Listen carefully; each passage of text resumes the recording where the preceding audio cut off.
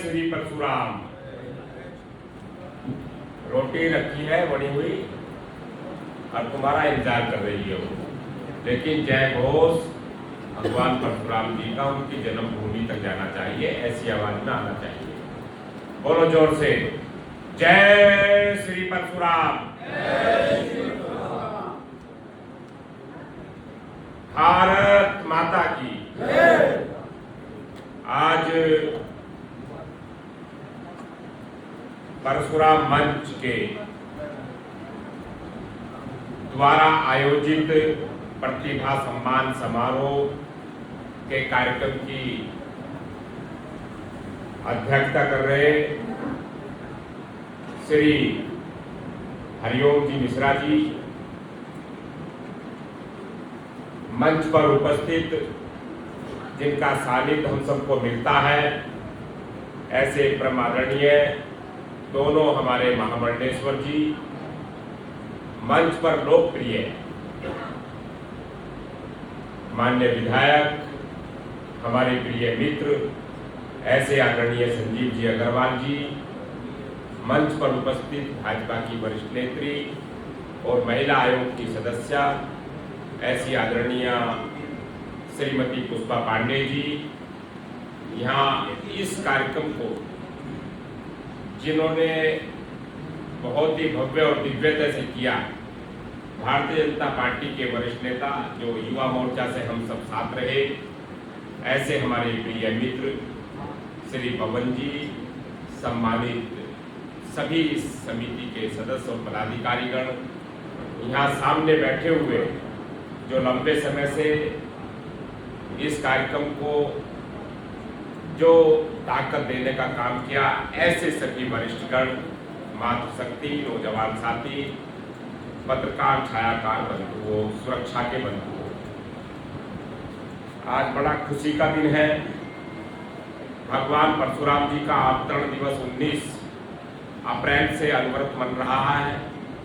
और आज का दिन भगवान नरसिंह जी का, हमारे जो भगवान विष्णु के छठवें अवतार के रूप में मैं उनसे आशीर्वाद लेकर के और सबके जीवन के उन्नति की कामना करता हूं। साथियों,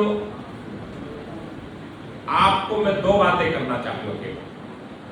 मैं मेरठ की धरती से आया हूं, जहां भगवान परशुराम जी ने तप किया था लंबे समय, और वहां तप करने के बाद भगवान शंकर जी वहां पर स्वयं आए थे, मेरठ की धरती पर, जहां परशुरामेश्वर महादेव है और वो पूरा महादेव के गांव से जाने जाते हैं। तो आप सब कभी किसी का जाना हुआ नहीं हुआ, लेकिन कोशिश करना कभी वहां दर्शन करके आना। और बरेली वालों को ये बताना चाहूंगा कि आपका मैं आज थोड़ा सा अज्ञानता का पर्दा भी उठाने की कोशिश करूंगा कि आप उस धरती के हैं। यहाँ महामंडलेश्वर जी बैठे हुए अनेक कथाओं का वर्णन करते होंगे। आप उस धरती के हैं जहां भगवान परशुराम जी इस पृथ्वी पर बाल रूप में आए थे, जब महर्षि जमदग्नि जी राजाओं के तांडव के कारण से और जन्म उनके अवतरण होने के उपरांत, और ये खतरा मंडरा रहा था कि कहीं भगवान परशुराम जी के प्राण ना ले जाए, यानी कि परशुराम जी के राम के नाम से जाने जाते थे, उनके प्राण ना ले जाए विधर्मी राजा। तो उस शंका के कारण से महर्षि जमदग्नि जी और मां रेणुका के साथ आकर के इस धरती पर आकर के उन्होंने यहाँ साधना की थी। वो जगह जलालाबाद है, जिसका नाम परशुरामपुरी के नाम से जाना। ये जानकारी थी क्या नहीं थी आपको? ये साथियों, इस बात का उल्लेख इसलिए करना पड़ रहा है क्योंकि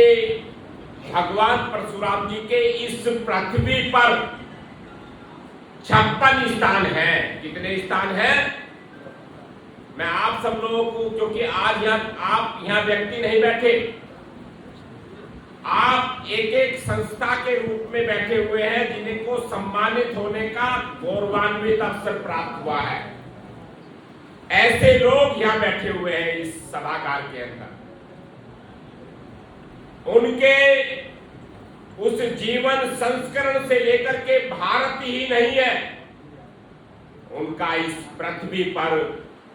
अफगानिस्तान, नेपाल, चाइना, साथियों बांग्लादेश, जहां भगवान परशुराम जी के चिन्ह पाए जाते हैं और उनकी जन्मभूमि भगवान परशुराम जी की मध्य प्रदेश, महाकाल और ओंकारेश्वर महादेव के बीच में जाना पाव की एक पहाड़ी पर उनका अवतरण हुआ था।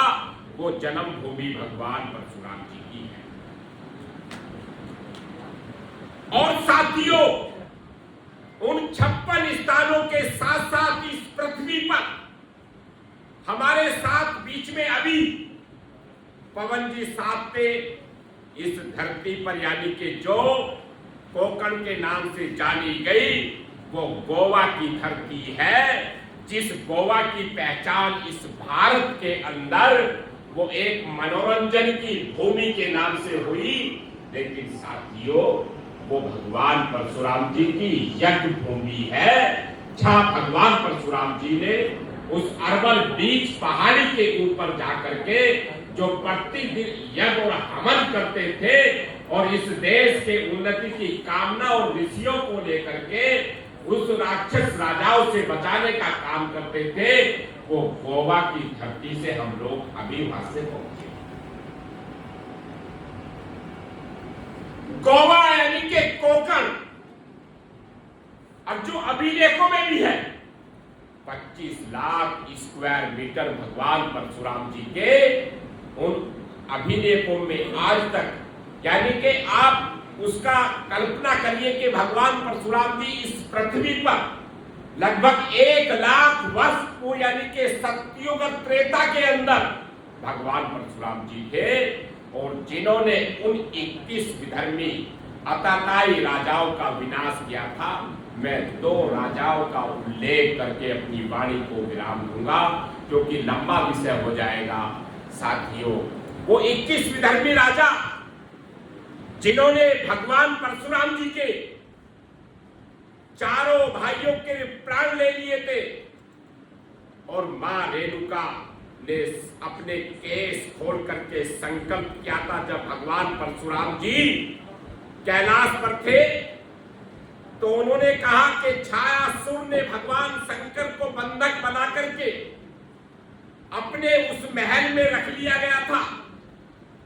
और उनको क्योंकि वरदान प्राप्त किया था मां पार्वती के कारण से, और जब ये वरदान था उसको कि इस महल के अंदर कोई भी शक्ति नहीं आ सकती, ना वहां ब्रह्मा जी जा सकते और ना वहां पर विष्णु जी जा सकते, ऐसा वरदान उनको प्राप्त था। भगवान परशुराम जी ने उस छायासुर और परागासुर जैसे अताताई धर्मी राजाओं का विनाश करके इस पृथ्वी पर लोक कल्याण की कामना की थी, और मां रेणुका ने जब अपने केस खोल करके संकल्प किया था, जब कामधेनु गाय को लेकर के उसको युद्ध का बिगुल फूका गया था, तो उस समय सहस्त्रबाहु अर्जुन जैसे जिनको दत्तात्रेय जी का आशीर्वाद प्राप्त था, उनका वध भगवान परशुराम जी ने किया। वो सामान्य बात नहीं थी, यानी तो जिसको भगवान विष्णु के 7वें अवतार के रूप में भगवान राम को पृथ्वी पर राजा लंकेश रावण का वध करने के लिए इस पृथ्वी पर आना पड़ा, अब उस राजा लंकेश को उस सहस्त्रबाहु अर्जुन ने बंधक बना लिया था, और बंधक बना करके अपने जेल के अंदर ठूस दिया था। जब भी शंकर भगवान जी परशुराम जी से कहते हैं इस धरती पर आकर के